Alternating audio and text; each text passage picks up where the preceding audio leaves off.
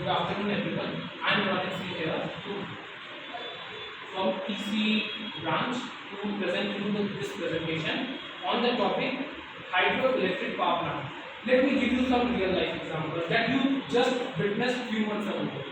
There were frequent load sheddings happening in your houses due to the coal shortage, abrupt load sheddings. Where from the backup electricity was provided hydroelectric power plant. Or in Assam, there are frequent floods. Frequent. Every year in August to July, there will be floods there. So, which is the most cheapest and efficient way to stop them? To build a dam. And dam is one of the most main component of hydroelectric power plant. So here we, Mr. ALOK RATHOUR and myself are presenting on this topic hydroelectric power plant. The content of our presentation will be power plant, types of power plant, hydroelectric power plant, history of hydroelectric power plant, and so on. Now I would like to invite Mr. SUDHANSHU to continue the presentation.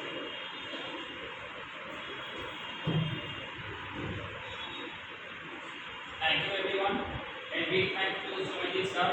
Myself SUDHANSHU from ECE. My co-coordinator RONIT SINGH has already discussed the topic hydroelectric power plant. But first, we need to know what is power plant. Power plant is basically an industrial facility to generate electricity from renewable source of energy. It is also known as generating plant or generating station. As I said, it is used to generate electricity. Now, everyone think that where is the biggest power plant in our India? RATHOUR thermal power plant is the biggest power plant in our India. It is located in SINGH district, Madhya Pradesh. Its installed capacity of 4,760 megawatt. Now next topic is types of power plant. First, hydroelectric power plant. Hydroelectric power energy is a form of energy that harnesses the power of water in motion, such as water flowing over a waterfall to generate electricity. Next, nuclear power plant. Nuclear power plant reactors use nuclear fuel rod to produce steam.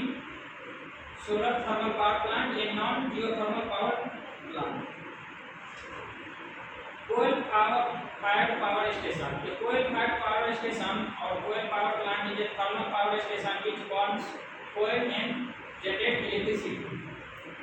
Next is solar thermal energy power plant. It generates electricity from solar photovoltaic cell. Next is geothermal. Geothermal plant operates over heat or steam reserves the last 4 geological times. And the next topic is hydroelectric power plant. As I discussed very briefly earlier, then hydroelectric power plant produces electricity from the potential energy of the water at high level water. But do you think or know we prepare hydroelectric power plants other than the power plant that use fossil fuels like oil and petroleum gases, etc. because it causes much less pollution compared to the power plant from fossil fuels. Now everyone think that where is the biggest hydroelectric power plant? In our India.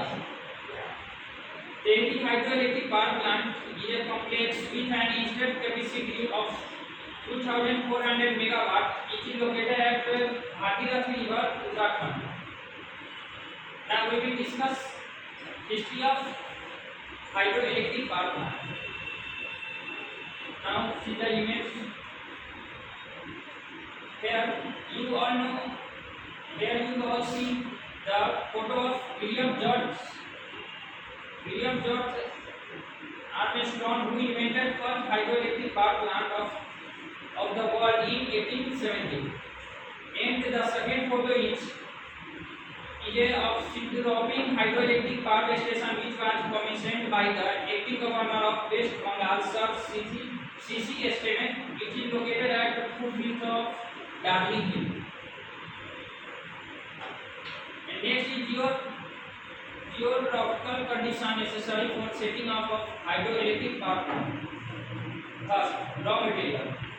It should be located in the area where there is abundant amount of raw material like cement and blast, so that if any damage is done by the floating water, it can be fixed or checked urgently and immediately.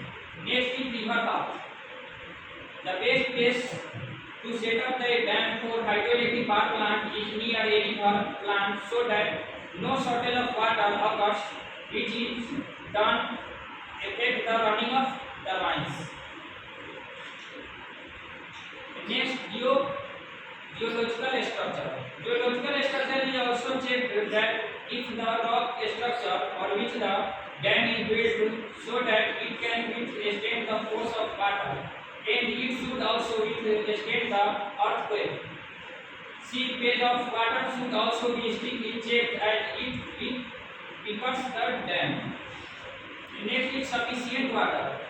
As we discussed earlier in river path that there should be adequate supply of water, and this point is just an extension of above point that the loss of water by evaporation should be cancelled out with the adequate supply of water without affecting the electric power generation.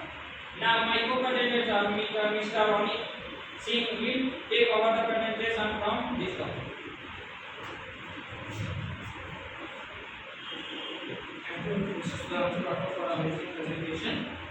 Now I would like to.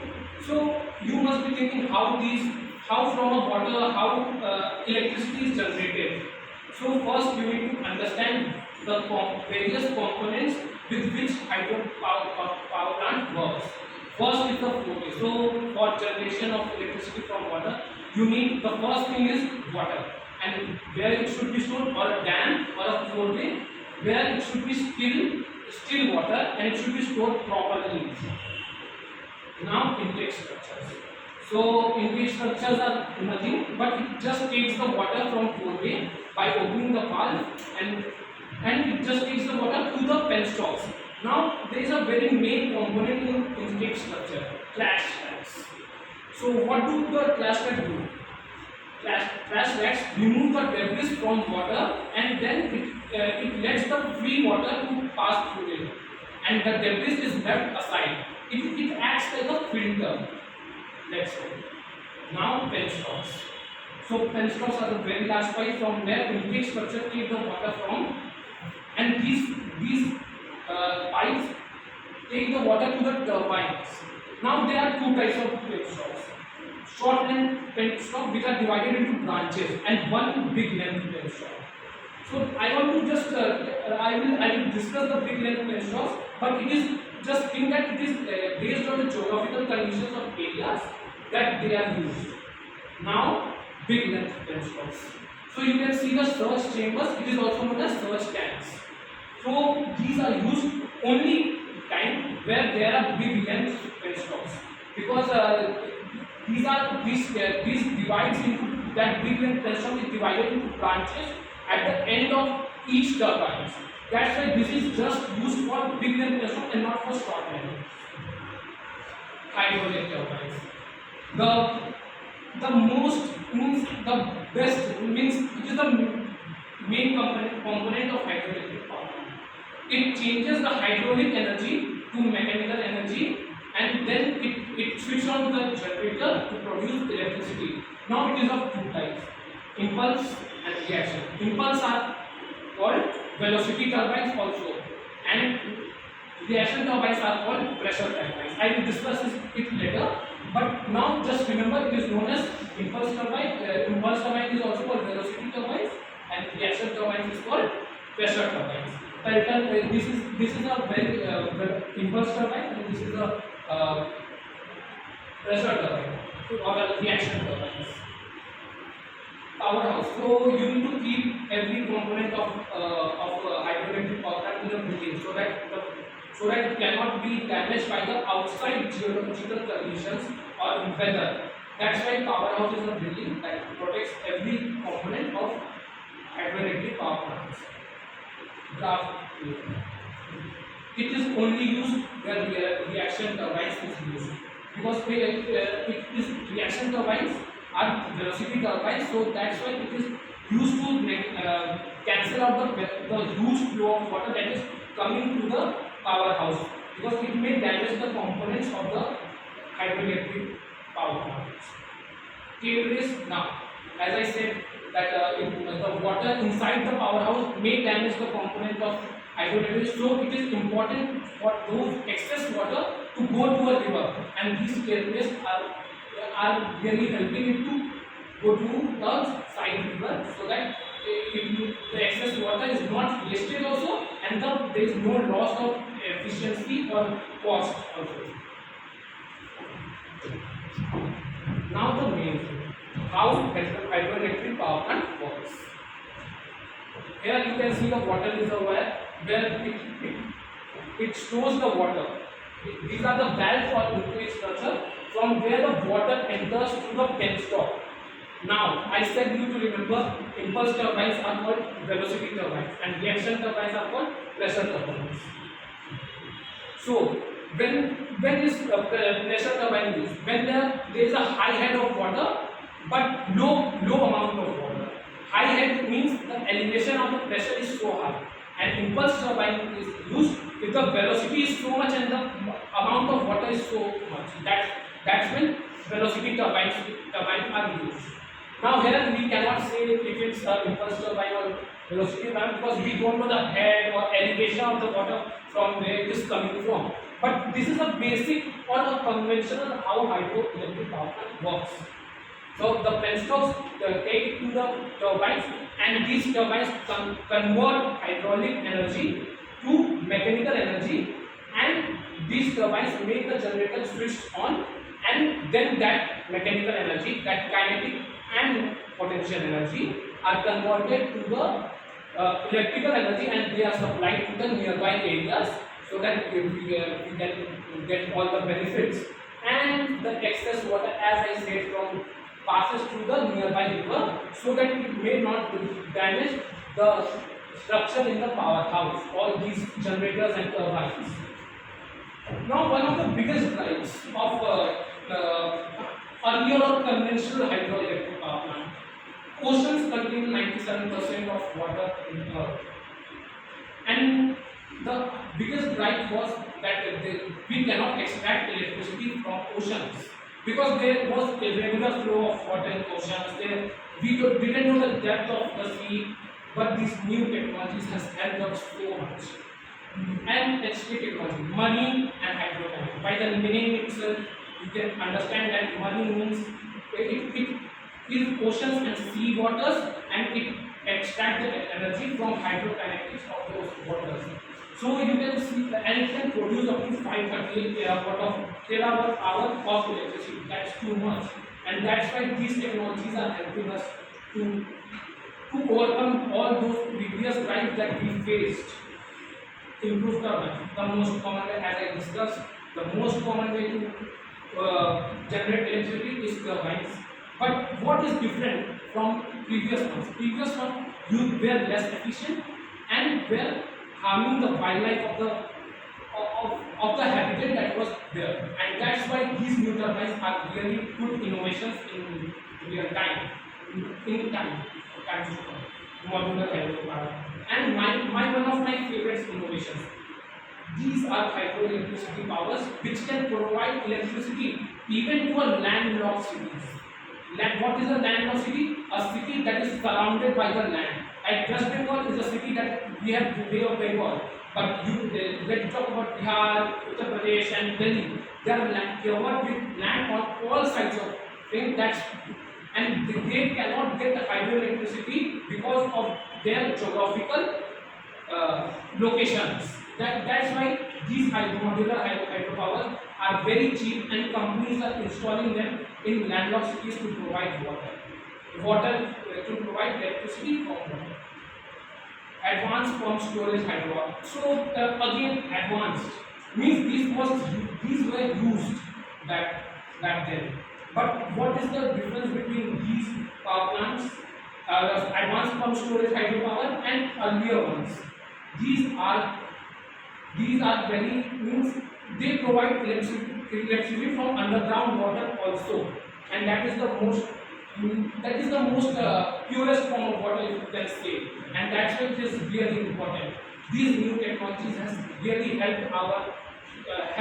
mankind to go from this place to another, and we have come a long way. And now we have to be guilt free with that marine life danger also, or is it? This will be discussed by my ALOK. So, co-presenter, Mr. ALOK. Thank you, Mr. Roti, for the great detail. Now, I discuss about. I would like to extend the discussion and from here my India. Now, in the world, everything has pros and cons also. And today our topic, hydroelectric power plant. We also have the advantages and disadvantages. The advantage of the hydroelectric power plant is hydropower is a renewable source of energy for everyone knows. The energy generated through the hydropower relies on water cycles, which is driven by the sun and making it renewable. Hydropower is a fluid of water, making it a deep source of energy in which we cannot gain any type of carbon dioxide and methane like chemical reactions. Hydroelectric power is a domestic source of energy also, allowing each state to produce its own energy without relying on international fuel sources. Hydropower provides benefit beyond electricity generation by providing flood control, irrigation, support, and clean drinking water. Now, the fifth one is the improvement of hydropower creates reservoirs that offers the recreational opportunities such as fishing, swimming, and boating. Most hydropower installations are required to provide some public access to the reservoirs to allow public to advantage of this opportunity, and it attracts also the tourism. Hydroelectric power is flexible. Some hydropower facilities can make it go from zero power to maximum output. Because the hydropower plant can be generated power to grid immediately, they provide essential backup during the major emergency of the system. Now the seventh one is the hydropower is affordable. Hydropower provides the low cost electricity by the others and durability over time compared to the source of energy. Construction cost can be even mitigated by the using technical structures such as bridges, canals, and dams. Hydropower plant, other renewable energy sources in like pumped storage hydropower. So, store energy to use the tandem with the renewables such as wind and the solar power demand in the high. The US hydropower workforce would grow to 12,000 jobs by the 2030 and 1,58,000 by the 2050. From those interested in the becoming part of the workforce, hydropower education programs can be founded nationwide. We can also do it. There are disadvantages. Now we can come to the disadvantages of the hydroelectric power plant. Firstly, the most disadvantage is the impact on fish and marine life. Because to create a hydro plant running water so similar to that, the prevent fish more reaching the breeding ground, which is then affected by the animals and they rely on the fish for food. As the water stops flowing riverside, the habitats begin affected and disappear. This can remove animals from the existing water. The second one is the limited plant locations. While hydropower is renewable, but there are limited places in the world that are suitable for the plant constructions. On the top of it, some of these places are not close to the major cities to freely benefit for the energy. And the third one is high initial cost. While no power plant is easy to build, hydropower plant will require you to build a dam to stop running water. This is very good. As a result, they can more than 26 fossil fuel plants. And the third one is carbon and methane emissions. While actually electric generation from the plant does not use emissions, our emissions are the result the plant dams are at the bottom reservoirs decompose and when plant dies, they release large quantity of carbon and methane. And the fifth one is susceptibility to drought. While the hydropower is most reliable available, it is dependent on the amount of water in a given location, where the performance on a hydro plant which could be significantly affected by a drought. And as the climate changes continue to heat up our planet, it will become more common.